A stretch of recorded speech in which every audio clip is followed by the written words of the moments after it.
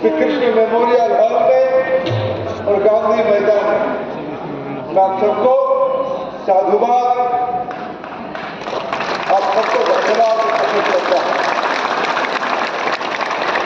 तो आप सभी के कुछ हेतु है, कुछ उद्देश्य है। मेरे को कहा गया कि मैं शिक्षा मंत्री हूं और आप योग शिक्षक हैं, ये गलत बात है।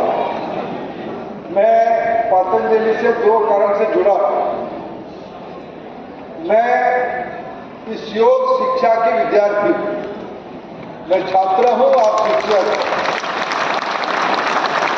और मैं निरोग रहने के लिए आयुर्वेद की अनुयायी है और बाबा रामदेव जी और आचार्य बालकृष्ण जी की मैं इसीलिए अनुयायी हूँ, वो हमारी चिंता करते, मेरे शरीर ठीक रहे, मैं आपके बीच में रह पाऊँ, उनके लिए मैं पतंजलि परिवार को आभार व्यक्त करता हूँ।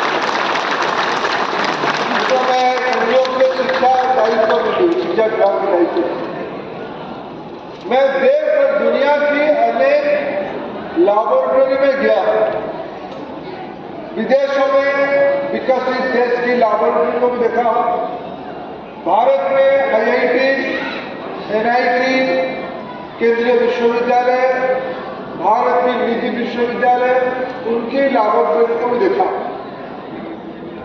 मित्रों, शिक्षा अनुष्ठान का दायित्व केवल डिग्री देना नहीं, ज्ञान को परिप्रकाश करना, प्रस्फुटित करवाना। ज्ञान को परिप्रकाश और प्रस्फुटित करवाने के लिए अनुसंधान की आवश्यकता होती है, गहरा अध्ययन की आवश्यकता होती है। उसके लिए आधुनिक टर्मिनोलॉजी में उसको लैबोरेटरी कहा गया है, रिसर्च हेरिटेज बैकग्राउंड कहा गया है। तो मेरे को पतंजलि विश्वविद्यालय का समावर्तन में आने का अवसर मिला है। मैं निसंदेह कहूं, अगर भारतीय ज्ञान परंपरा के ऊपर, और भारतीय ज्ञान परंपरा क्या है? भारतीय ज्ञान परंपरा दुनिया की सर्व ज्ञान की मूल केंद्र है, आदि केंद्र है। मनुष्य की भारत की उत्पत्ति से लेकर आज के व्यवहार तक, कहाँ जो बैठे हैं, यहाँ के व्यवहार तक, बैठक तक जो ज्ञान की, जो कॉन्शियसनेस की, कॉन्साइंस की, चेतना की जो प्रवाह है, इसके ज्ञान से ही मिलता है। और भारत के ज्ञान परंपरा उसकी धारक है, उसके जीता जाता लैबोरेटरी है। उस लैबोरेटरी का सबसे सर्वश्रेष्ठ उदाहरण कहीं मैंने देखा तो हरिद्वार की पतंजलि योग विश्वविद्यालय की हजारों साल पहले की ज्ञान परंपरा को केवल संगठित करना नहीं, आयुर्वेद के ज्ञान को केवल औषधियों में परिवर्तित करना नहीं,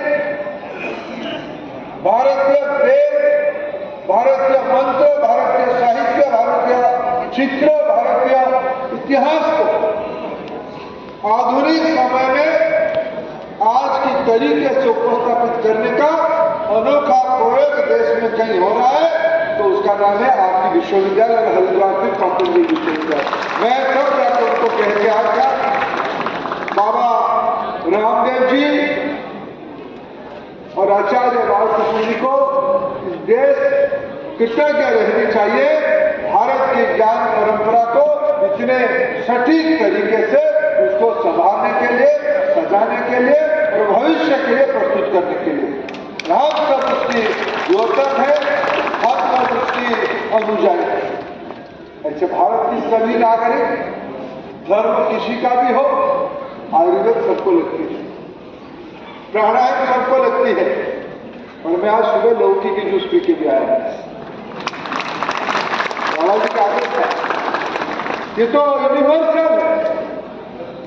इसके औषधीय तत्वों को 21वीं सदी में बड़े प्रभावी तरीके से पुनः प्रतिष्ठापित करने का, वैसे ये परंपरा कोई नई तो नहीं है।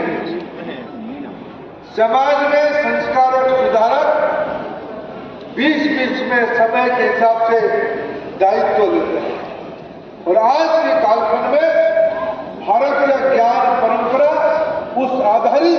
जीवन शैली, आखिर ज्ञान परंपरा किसके लिए, किस चीज के लिए? समाज में सदैव चुनौती रहता है। मनुष्य स्वभावतः एक तात्कालिक रूप में अपने बारे में सोचता है, मैं में फंसे रहता है। स्व से समूह तक ले जाने का प्रक्रिया सत्संग से होता है। मेरा दृष्टिकोण पतंजलि योग व्यवस्था स्व से योग के माध्यम से, भारतीय ज्ञान परंपरा के माध्यम से समूह तक ले जाने की एक अनोखा तपस्या है। आप सब उसकी तपस्वी हैं। समाज को बंद करना। आज अभी 2005 के बारे में बिहार में उल्लेख किया गया। पिछले 25 साल में ऐसे योग, जैसे मैंने कहा, मुंगेर की भूमि है, बिहार की भूमि है, जहां